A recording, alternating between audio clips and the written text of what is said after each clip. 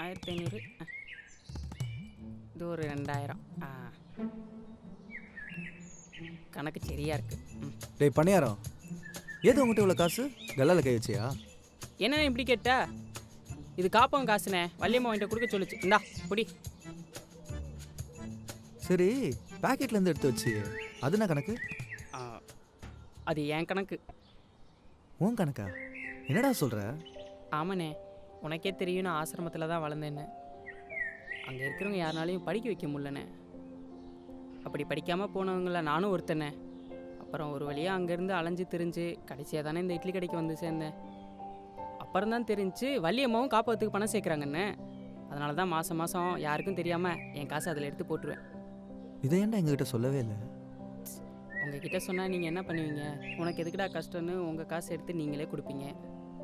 என்னதான் இருந்தாலும் நான் உழைச்ச காசு நான் கொடுத்தா தானே கொஞ்சம் மன திருப்தி இருக்கும். அதானே.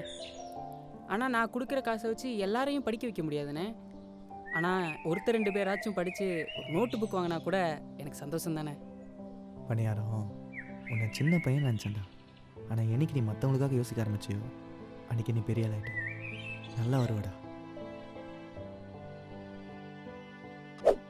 இட்லி கடை உங்க பிரேக் டைம் என்டர்டைன்மெண்ட் சேனலில் காண தவறாதீர்கள்.